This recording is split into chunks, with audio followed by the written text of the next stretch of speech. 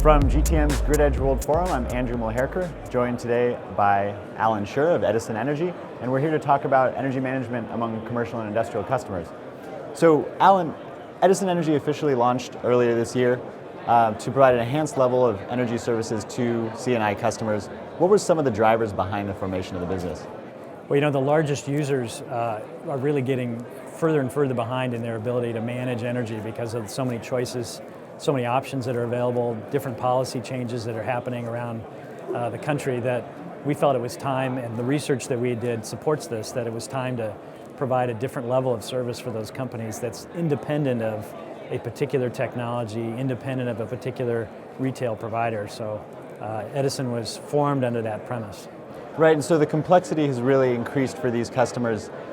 What signs are you seeing that these customers are ready to move from a more siloed, one-off approach toward energy-type projects to a more holistic approach? Well, two things. As I said, we did some extensive research as we were building this business, and it was one of the most dominant themes was they didn't know who to trust because they get both good and bad technology claims coming in the door, and they don't know how to separate the two. So that was part of it. And then anecdotally, since we've launched the business, we've had great feedback from clients that said, this has really been needed. Even some technology companies have said this is really needed because they have a difficult time getting the attention of their target market with all the clutter that's out there too. Yeah, and can you go a little further on what the profile of some of these customers is? What type of commercial or industrial customer are there, and what are their specific needs around energy? You know, I don't think there's a standard for this. Every commercial industrial company has a different set of requirements, a different set of priorities. What we find though is there's common themes around there. They want to make sure that they are saving as much money as is available to save where it's economic to do that. They want to make sure that they're not compromising reliability and resiliency in whatever they do. And finally, they want some degree of sustainability. It might be just conceptual at this point. Others might have a very firm commitment they're trying to achieve.